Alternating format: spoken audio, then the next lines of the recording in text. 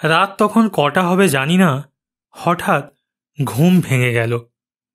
পাশ ফিরতে গিয়েই দেখি পায়ের কাছে সেই শিশুটি দাঁড়িয়ে। আমার গায়ের লোম খাড়া হয়ে উঠল। শিশুটি আমার দিকে তাকিয়ে আছে এক দৃষ্টিতে। তার নীল চোখে কোনো পলক পড়ছে না।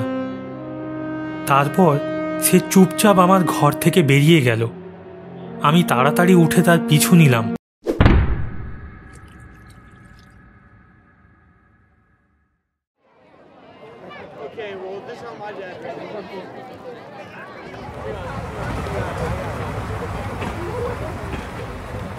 আচমকা বদলির হুকুম এলো কলকাতা থেকে পুরুলিয়া।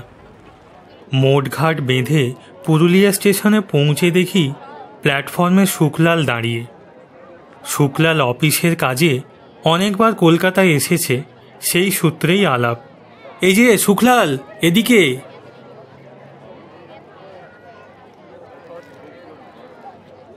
স্যার, আসতে কোনো অসুবিধে হয়নি তো?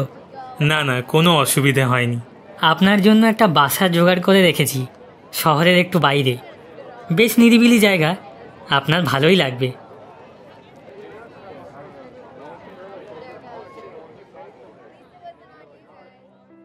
শহর থেকে মাইল দুয়েক দূর বাড়িটা এক নজরেই ভালো লাগলো। দোতলা, চারিদিকে বাগান। মানে এক সময় বাগান ছিল, এখন আগাছার জন্য কিছুটা জঙ্গলের চেহারা নিয়েছে। দোতলাটা বন্ধই থাকে। আমার ঠাঁই হয়েছে একতলায়। দুখানা ঘর, একটা বসবার আর একটা শোবার, এছাড়া ছোট একটা রান্নাঘর। রান্নাঘরে ঢুকে শুকলাল বলল, পিছনের এ জানালা খুলবেন না স্যার। কেন? না মানে এদিক দিয়ে তো আর বাতাস আসবে না, কি দরকার খুলে? আমি আর কিছু বললাম না। শুকলালই দুলারির মাকে জোগাড় করে দিল।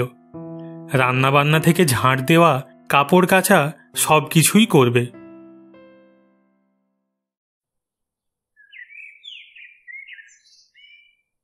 দিন তিনেক পর দুলারির মাকে জিজ্ঞেস করলাম, আচ্ছা শুকলালবাবু রান্নাঘরের জানালাটা খুলতে বারণ করেছে কেন বলো তো?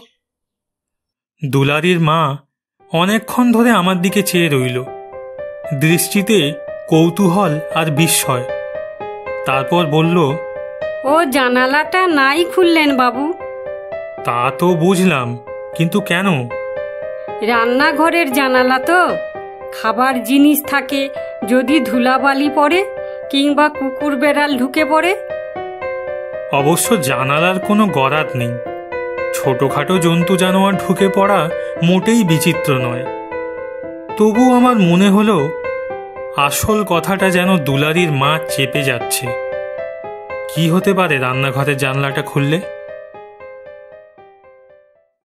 ছুটির দিন অনেক বেলা পর্যন্ত ঘুমোলাম। ঘুম থেকে উঠে দেখলাম দুলারির মা রোজকার মতন টেবিলের ওপর চায়ের কাপ রেখে গেছে। বাবু, দরজাটা বন্ধ করে দিন, বাজারে যাব। সে চলে গেলে আমি দরজাটা বন্ধ করে রান্নাঘরের চৌকাঠে গিয়ে দাঁড়ালাম। আর দাঁড়াবার সঙ্গে সঙ্গেই চোখ গিয়ে পড়ল পিছনের জানালার ওপর। বাইরে এলোমেলো হাওয়া বইছে। বন্ধ জানালাটা সেই হাওয়ায় থরথর করে কাঁপছে। ঠিক মনে হলো যেন বলছে, আমাকে খুলে দাও, খুলে দাও আমাকে। খুলতে গিয়েও দাঁড়িয়ে পড়লাম। সবাই যখন বারণ করছে, তখন কি দরকার জানালাটা খুলে? কিন্তু সঙ্গে সঙ্গে ছেলে মানুষই ভয়টা দূর করে সজোরে জানালায় ধাক্কা দিলাম। জানালা খুলল না। অনেক দিন না খোলার জন্য এঁটে গিয়েছে। আমারও জেদ চেপে গেল। প্রাণপণ শক্তিতে জানালাটা খুলবার চেষ্টা করতে লাগলাম। বার চারেক ধাক্কা দেওয়ার পর জানালাটা খুব শব্দ করে খুলে গেল। খোলার সঙ্গে সঙ্গেই বাইরে থেকে গরম একটা হাওয়ার হলকা ঘরের মধ্যে এসে ঢুকল। এগিয়ে জানালার কাছে গিয়ে দাঁড়ালাম। কি আছে বাইরে যার জন্য এ জানালাটা খোলা নিষেধ ছিল? এদিক ওদিক দেখতে দেখতেই নজরে পড়ল কাছেই একটা ঝাঁকড়া গাছের নিচে একটা কবর। কবরের মাথার কাছে একটা সাদা রঙের ক্রস। ও এই ব্যাপার, এরই জন্য এত কাণ্ড। সুখলালার দুলারির মা কি মনে করেছিল কবর দেখে আমি ভয় পাবো, তাই জানালাটা খুলতে মানা করেছিল? অনেকক্ষণ থেকে দরজায় খুটখুট শব্দ হচ্ছিল। বাবু বুঝি ঘুমিয়ে পড়েছিলেন? অনেকক্ষণ দরজা ঠেলছি। আমি কোনো উত্তর না দিয়ে শোবার ঘরে চলে গেলাম। এ জানালা কে খুললো? সর্বনাশ! কে এমন কাজ করলো? রান্নাঘরে গিয়েই অবাক হয়ে দেখলাম বাজারের জিনিস চারিদিকে ছড়ানো। দুলারির মা ভয়ে একদিকে সিটিয়ে দাঁড়িয়ে আছে, ভয়ে তার চোখ দুটো লাল হয়ে গেছে। এই কি হলো? দাঁড়াও, আমি জানালা বন্ধ করে দিচ্ছি। এগিয়ে গিয়ে জানালাটা বন্ধ করার চেষ্টা করলাম, কিন্তু কিছুতেই বন্ধ করতে পারলাম না। মনে হলো জানালার পাল্লাটা যেন কাঠের নয়, নিরেট পাথরের তৈরি। ও আর বন্ধ হবে না, আমি ঠিক জানি বাবু, সর্বনাশ একটা হবেই। কি হচ্ছে কি? চুপ করো। জানালার কবজা শক্ত হয়ে গিয়েছে, কাল মিস্ত্রি ডেকে ঠিক করে নিলেই হবে।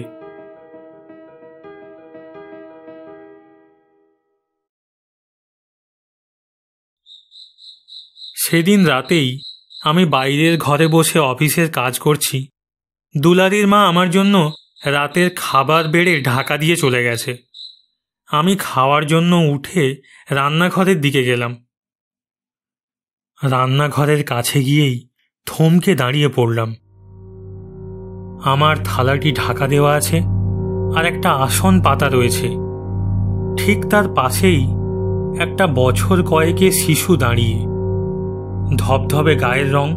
শিশুটি এক দৃষ্টিতে খাবারের থালার দিকে চেয়ে রয়েছে। আমার আওয়াজ পেয়েই সে আমার দিকে ঘুরে তাকালো। এক মাথা সোনালি চুল, চোখ দুটো নীল রঙের, অদ্ভুত দৃষ্টি।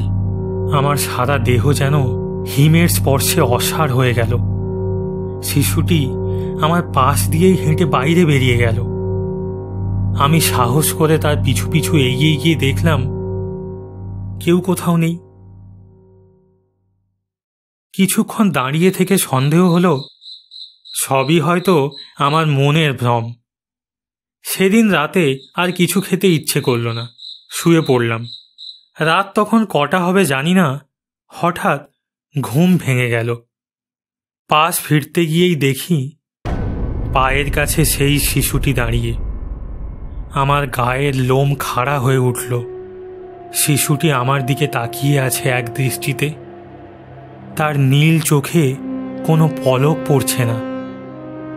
তারপর সে চুপচাপ আমার ঘর থেকে বেরিয়ে গেল। আমি তাড়াতাড়ি উঠে তার পিছু নিলাম। শিশুটি সিঁড়ি দিয়ে উঠে দোতলার একটি ঘরে এলো। আশ্চর্য, এই ঘরের দরজা তো সবসময় তালা বন্ধ থাকত, এখন দেখছি দরজাটা খোলা। ঘরে ঢুকে ঘরটির অবস্থা দেখে চমকে উঠলাম। সমস্ত দেওয়াল কেমন যেন পুড়ে কালো হয়ে গেছে। জায়গায় জায়গায় দেওয়ালের প্লাস্টার ভেঙে ইট বেরিয়ে পড়েছে। আর একটি কোণে সেই শিশুটি আমার দিকে পেছন করে বসে আছে। তার সামনে একটুখানি জায়গায় অল্প একটু আগুন জ্বলছে। আমি সাহস করে ছেলেটির কাছে গিয়ে তার কাঁধে হাত রাখলাম। সে ঘুরে আমার মুখের দিকে তাকিয়ে হাসল। তুমি কে? এখানে কি করছো খোকা? তোমার বাড়ি কোথায়? সে কিছু উত্তর দিল না। তারপর আমার দিক থেকে চোখ সরিয়ে ঘরের সিলিংয়ের দিকে তাকালো। হঠাৎ তার সুন্দর হাসি মুখে কেমন দুঃখ বেদনা ফুটে উঠল। তার দৃষ্টি অনুসরণ করে আমিও যেই উপরের দিকে তাকিয়েছি,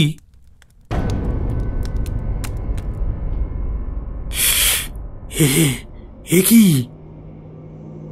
এত ভয়ঙ্কর একটা দৃশ্য দেখার জন্য আমি মোটেও প্রস্তুত ছিলাম না, কিন্তু এখনো কিছু দেখার বাকি ছিল।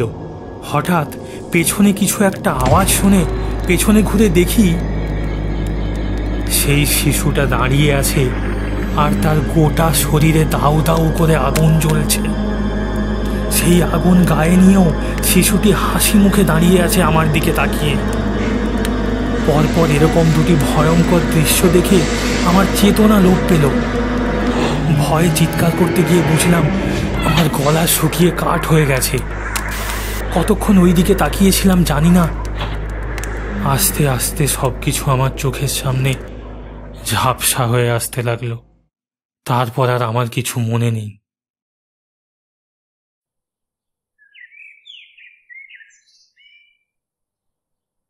বাবু, বাবু, আপনি ঠিক আছেন তো বাবু?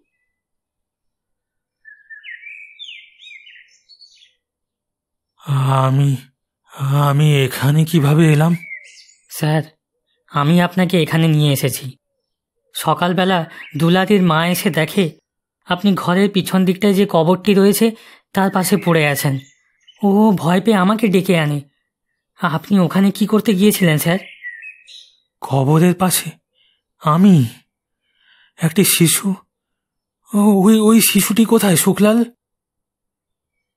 পরে শুক্লালের মুখে সবকিছু শুনলাম।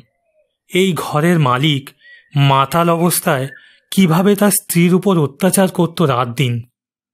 সহ্য করতে না পেরে তিনি গলায় দড়ি নেন। তার একটি ছোট্ট বাচ্চা ছিল। স্ত্রীকে মৃত অবস্থায় দেখে ধরা পড়ে যাওয়ার ভয়ে মৃত স্ত্রী আর তার জ্যান্ত বাচ্চাটিকে ওই দোতলার ঘরে বন্দি করে তালা লাগিয়ে আগুনে পুড়িয়ে মেরে পালিয়ে যায় পৈশাচিক লোকটি।